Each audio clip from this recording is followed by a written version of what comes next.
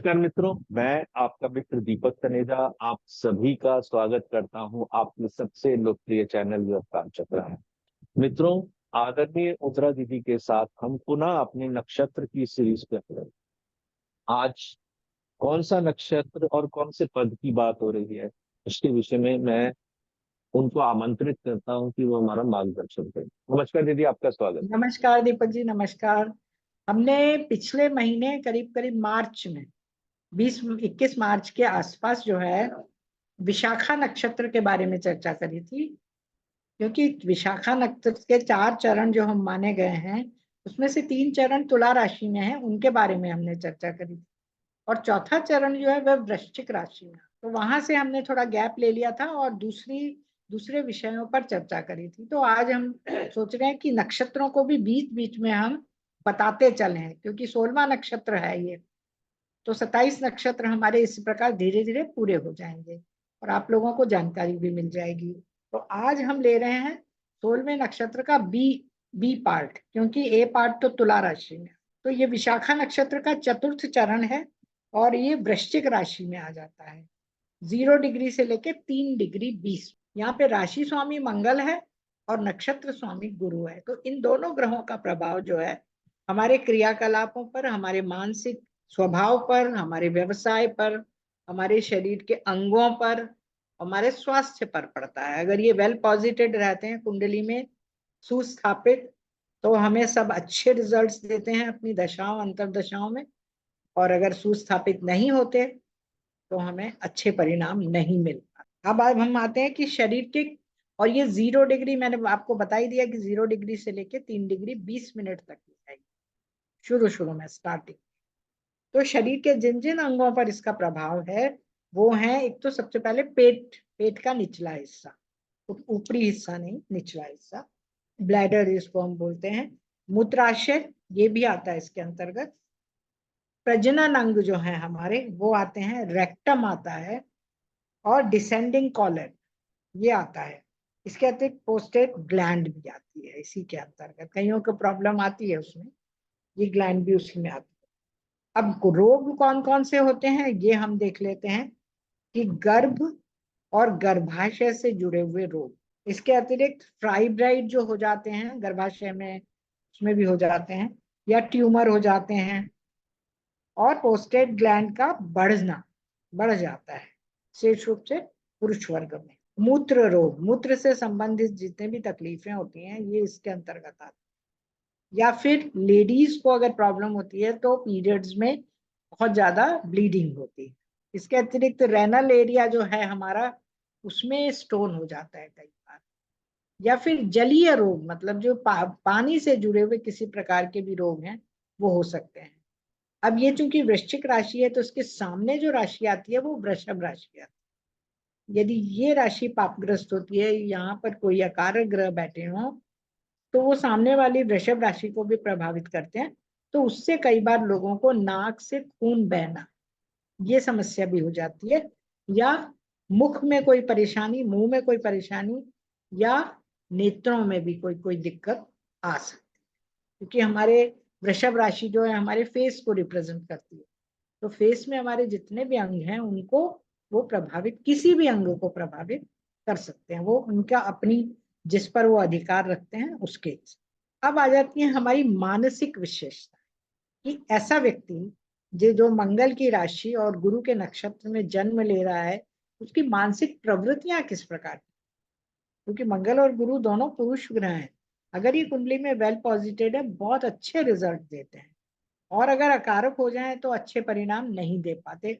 Specially मंगल, मंगल अच्छे से अच्छे दे सकता है और खराब से खराब। ऑफिस मेजर जनरल भी बना सकता है आर्मी में, और एक गौंडा और एक खूनी और एक रेपिस्ट भी बना सकता है। ये मंगल की खासियत। अब हम देख लेते हैं, क्योंकि मंगल और गुरु यहाँ इन्वॉल्व हैं, तो ऐसे व्यक्ति खोजी होते हैं। उनको हमेशा कुछ ना कुछ रिसर्च, कोई नई चीज खोजने की आदत रहती है। इसके अतिरिक्त बड़े बड़े साहसिक अभियान या कारनामे भी कर लेते हैं, ये डरते नहीं है, ये मंगल की खासियत है। इसके अतिरिक्त ऐसे काम भी वो कर लेते हैं जो कभी कभी सत्ताधारी व्यक्ति जो होते हैं, जो पदों पर बैठे रहते हैं, उच्च पदों पर बैठे रहते हैं, वो भी नहीं करते। तो हिम्मत की कमी नहीं रहती।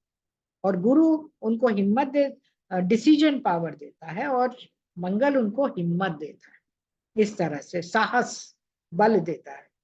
ये कुछ परंपरावादी भी होते हैं क्योंकि गुरु है इसमें, गुरु का नक्षत्र है, और महत्वपूर्ण पर्सनालिटी रहती है इनकी, कुछ ना कुछ ऐसी विशेषता रहती है कि ये लोगों को अपनी तरफ खींचते हैं, जोश से भरे हुए रहते हैं, चाहे कितनी भी उम्र हो जाए, जोशीले।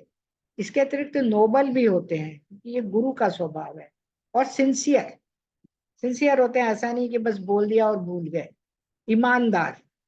इसके अतिरिक्त स्पष्टवादी, साफ बोलना सुखी रहना, ये जो कहावत है, क्योंकि मंगल भी इसमें इनका काम करता है, रोल प्ले, और गुरु साफ बोलना और सच्ची बोलने की प्रेरणा देता है। इसके अतिरिक्त स्वतंत्र इच्छा शक्ति वाला, इनकी जो विल पावर रहती है, इंडिपेंडेंट रहती है, किसी पे निर्भर नहीं रहना चाहते ये, किसी के अंडर में काम नहीं करना चाहते, सुपरवाइज करेंगे, गाइड करेंगे, सबको अपने अंडर में रखना चाहते हैं। मंगल का ऐसा ही है थोड़ा सा। और निर्बाध आगे बढ़ने वाले, मतलब नॉन स्टॉप, किसी भी तरह की बाधा आती है तो उसको हटा देते हैं। तार्किक शक्ति इनकी बहुत अच्छी होती है, लॉजिक। और मंगल देखिए आप, मंगल और गुरु अगर सेकंड हाउस में भी जुड़ जाएं तो लॉजिक तो उनका अच्छा बनता ही है। उदार मनोवृत्ति के रहते हैं, लोगों की मदद करना, लोगों के लिए लिबरल रहना, ये इनकी मनोवृत्ति रहती है। ये कुछ खास विशेषताएं हो गई जो वृश्चिक लग्न वाले जातकों के, यदि लग्न पर गुरु के नक्षत्र के अंदर ही उनका लग्न है, मतलब 3 डिग्री 20 मिनट के अंदर, इस तरह की प्रतिभाएं यदि मंगल सुस्थापित हो, गुरु भी सुस्थापित हो, तो पाई जाती हैं। और ये उभर कर विशेषता कब आती है? जब मंगल या गुरु की महादशा चलती है या अंतरदशा। अब आ जाता है व्यवसाय, कि ये व्यवसाय किस किस तरह का कर सकते हैं या किस क्षेत्र में सफल हो सकते हैं। इसमें सबसे पहले ये आता है, एक तो बैंक। बैंक के लिए हालांकि बुध भी होता है, लेकिन गुरु जो है मैनेजमेंट का काम भी करता है, तो बैंक हो गया। और मंगल जो है साहस देता है, निडरता देता है। इसके अतिरिक्त जजेस भी बन सकते हैं ये, वकील लॉ कर लें तो ये जजेस की परीक्षा देके और उसमें जज भी बन सकते हैं। फौजदारी वकील भी बन सकते हैं, क्रिमिनल लॉयर भी बन सकते हैं क्योंकि मंगल यहाँ पर शामिल है। इंश्योरेंस कंपनी में भी काम कर सकते हैं। और रसायन या दवा निर्माता, मेडिकल से जुड़ते हैं तो मेडिसिन, क्योंकि गुरु मेडिसिन का कारक है, धन और जमीनों का काम भी कर सकते हैं, यदि शनि भी साथ में जुड़े तो। शनि देख रहा हो, दृष्टि हो, या किसी तरह से वो लोग शनि के नक्षत्र में हो, तो जमीनों का काम भी कर सकते हैं, खेती बाड़ी भी कर सकते हैं। यदि पंचम भाव से जुड़ते हैं उनके ग्रह और दशम भाव से, तो ये शेयर मार्केट में काम कर सकते हैं या अपनी रुचि के काम कर सकते हैं।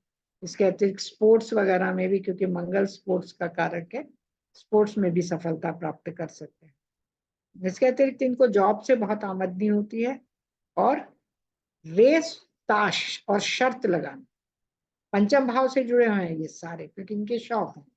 इसके अतिरिक्त डायस, जो पासा खेल के और जीतने हारने का काम करते हैं, वो भी रीति रिवाजों को फॉलो करते हैं।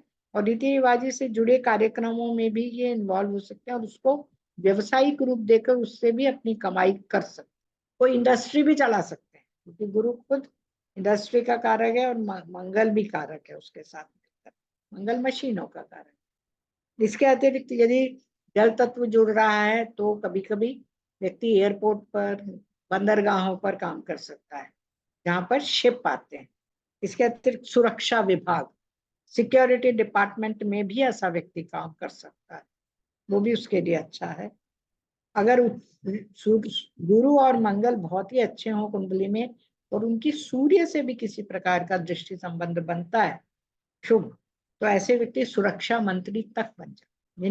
मतलब है ना, सिक्योरिटी जो है, सुरक्षा मंत्री, देश की सुरक्षा के लिए में उच्च पदों पर स्थापित रहते हैं। और अगर साधारण श्रेणी में आती हैं ये दोनों ग्रह, तो गांव का मुंसिफ या गांव का मुखिया इस तरह का काम करते हैं, या कॉरपोरेशन से जुड़ा हुआ किसी भी तरह का पद प्राप्त करके उसका कार्य करते हैं।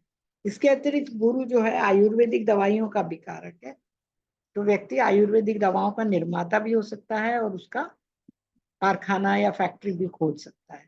तो हमने इस प्रकार देखा कि गुरु और मंगल ये दोनों मिलकर, और वो भी विशेष रूप से वृश्चिक राशि के सहयोग से, इस प्रकार के हमें व्यवसाय देते हैं और इस प्रकार की मनोवृत्ति देते हैं। बहुत बढ़िया दीदी, हमेशा की तरह कंप्लीट वीडियो और एक ऐसी इंफॉर्मेशन जो सटीकता से कुंडलियों पर लगती है।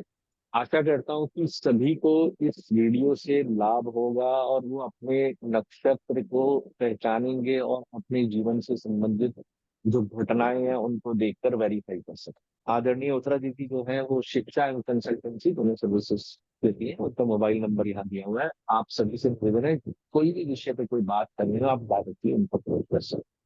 इसी के साथ आज के लिए बस इतना ही, मिलते हैं फिर एक नए विषय के साथ। नमस्कार, धन्यवाद।